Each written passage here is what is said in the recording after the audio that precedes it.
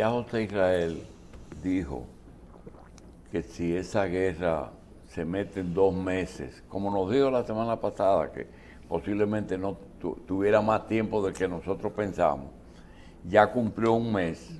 Ayer hubo una reunión que no era de paz, sino de amenaza. Es decir, si usas tal tipo de armas, vamos a responder. El grupo de la OTAN, los países que componen la OTAN. Decía José que no vamos a poder resistir el tema de los combustibles, pero también hay otro tema que lo señalamos aquí, que es el tema de que Ucrania y Rusia son grandes productores de trigo y tenemos que esperar problemas de harina. Vamos a tratar ese tema y realmente qué posibilidad hay, qué negociación puede surgir para parar eso. Porque cuando tú piensas que en el siglo XXI dos ex aliados decidieron matarse, uno no lo entiende, porque se supone que todo tiene que tener una solución que no sea matarse. No, pero no estamos hablando de dos ex aliados. Bueno, Ucrania era parte de la URSS. Como Haití fue parte de la isla hispaniola. Y son dos naciones. Y son dos naciones. Óyeme, Kiev es más vieja que Moscú. Tú me dijiste una cosa a mí. El crimen político no está justificado en ningún caso. ¿Verdad? Y yo digo, la guerra no está justificada en ningún caso. La concepción que uno tiene. Una cosa es justificarla, otra cosa es explicar la razón. Ah, ya. No justificado no. Pero la razón de la rivalidad, el odio, ¿por qué Catalina la Grande conquistó Crimea? Va a ser un balneario, para tener acceso al mar por ahí, de ese lado. Se llama por todas partes. Pues fue la misma que vendió Alaska. Y ella compró Crimea y le vendió Alaska a los yanquis de 7 millones. Y ella peleó por Crimea. No, ella la conquistó, la cogió y la compró, se quedó con ella. Terreno baldío. Sí, terreno baldío. Y hizo de eso un balneario de lujo, una cosa de esa. Ah, pero hoy es una base militar. Es la base naval de Rusia en esa zona. Entonces ya es otra cosa. ¿Por qué los ucranianos, desde que tomaron el poder en el 54 en Moscú, a la muerte de Stalin, encabezado por Khrushchev, le donaron a Ucrania ese territorio de Crimea y toda la base militar que Rusia había construido ahí? Entonces hay problemas históricos que complican la cosa, pero no justifican esta guerra. Pero te la explican, te dicen que por qué se pelea, cuál es la razón de la garata. Ahora hay que decir, como es claro, como con brillantez extraordinaria Gustavo Bolmar escribió el otro día, que se está repitiendo el mismo trato que le dio el mundo a la Alemania derrotada de la Primera Guerra Mundial que incubó la Segunda. O sea, la Alemania fue derrotada en la Primera Guerra Mundial. La atropellaron de 20 maneras. Y se armó otra vez, se desarrolló de nuevo y hizo la otra, la segunda. En el caso de Rusia, el imperio ruso se desplomó por sí mismo. No fue que lo empujó nadie, eso es mentira. Un día desapareció. Y las dos periferias que se habían construido alrededor de Rusia a través de los siglos, la periferia histórica que incluye a Ucrania sobre todo, y a toda una serie de países que formaron la URSS con Rusia, fue ampliada en la Segunda Guerra Mundial por 6 o 7 países que fueron parte del botín que se repartieron entre Estados Unidos y Rusia. Y todo eso se cayó de la noche a la mañana cuando Gorbachev llegó y dijo, esto no funciona, porque esas naciones son parásitos de nosotros, que se queden libres, y se quedaron libres. Pero ahí se van acumulando rencores y odios. cuando se produjo ese desmembramiento, cada vez que uno peleaba con Rusia, se iba para la OTAN y lo metieron en la OTAN. Ahí está la consecuencia. O se podía convertir toda aquella dependencia, todo ese dominio territorial ruso y político, se podía convertir en dominio político de los Estados Unidos gratuitamente. No, esto no lo aguanta nadie. Eso no justifica la guerra, pero sí explica las razones de la guerra. Y usted percibe que, como usted dice, la guerra 2 meses más, la guerra puede tener fecha de vencimiento. No, no tiene fecha. Ninguna guerra se sabe cómo termina. Sobre todo sus efectos, ¿verdad? Sí. Porque a veces terminó Ahora, Estados Unidos ha perdido demasiado guerras. Son 15 guerras que llevan desde la Segunda Guerra Mundial para acá, todas perdidas. ¿Dónde ganó Estados Unidos una guerra después de la Segunda Guerra Mundial? Aquí. Y en Granada. Y en Granada, sí. No ganan. No. ¿Y no será que Pero Rusia su también. problema es la guerra? ¿Quién? Yo recuerdo que le pregunté a un ingeniero, le decía, ¿por qué ustedes construyen esa estructura, y que era una empresa, si no es rentable, no me dan los números? Y él me decía, porque el negocio de nosotros es construirla. Ellos cogían un préstamo, ¿verdad? Construían una cosa y su negocio era construirlo. Ellos mismos eran los ingenieros, los arquitectos. Sí. Dice, pero no me da. Dice, bueno, tendrá que funcionar con lo que debe, porque el negocio estuvo en la construcción. A ellos no les interesaba si después era negocio o no, si fue rentable o no, el valor de construcción. ¿No será que eso está pasando con la guerra? Sí, bueno, donde donde hay gente que pierde mucho, hay gente que gana mucho. La guerra decompone la sociedad, pero la suma no es cero. Hay gente que se hace muy rica, hay gente que se empobrece, hay gente que se envilece, pero la contabilidad no da cero.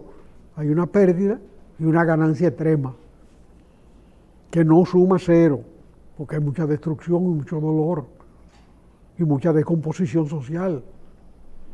Ahora, ¿de qué ganan? Los fabricantes de armas tan felices en este momento, en uno y en otro sitio. Para hablar de uno solamente, ni hablemos de los traficantes de combustible, que de la noche a la mañana están vendiendo al doble de lo que vendían antes.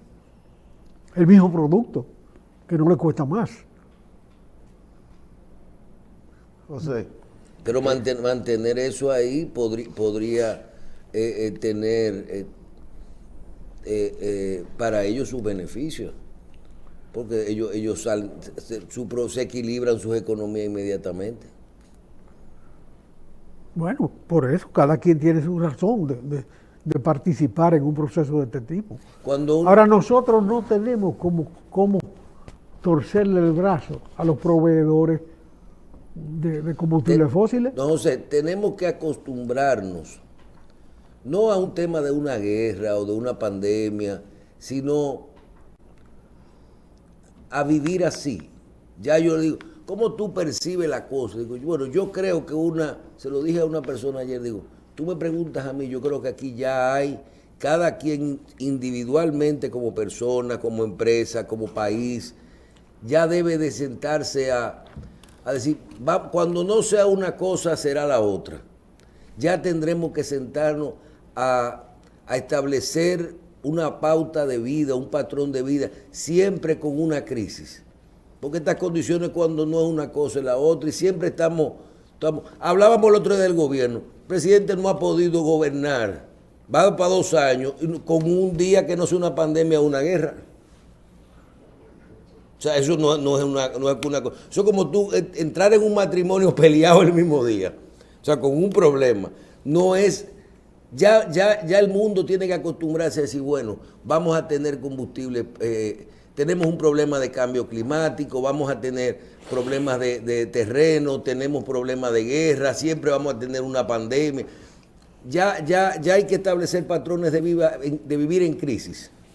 Bueno, las contingencias siempre son previsibles y hay que tenerlas en cuenta, pero hay contingencias mayores. Esta es una guerra que descompuso el mercado internacional completo, pero precedida por una pandemia que ya había descompuesto el comercio mundial, porque la pandemia fue la que trajo como consecuencia inmediata que los furgones se concentraron en China llevando cosas y los chinos no lo podían llenar porque estaban enfermos. José, ¿cómo incide desde tu punto de vista la industria armamentista en las decisiones de guerra? Ellos están guisando, pero óyeme, Dick Cheney era el vicepresidente de los Estados Unidos y era la cabeza de Halliburton, que fue el mayor suministrador de bienes y servicios hasta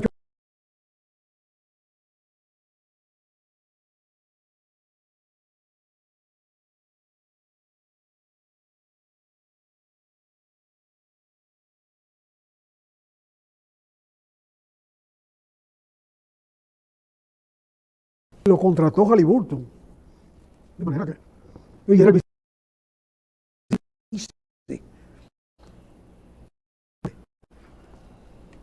y ahí está toda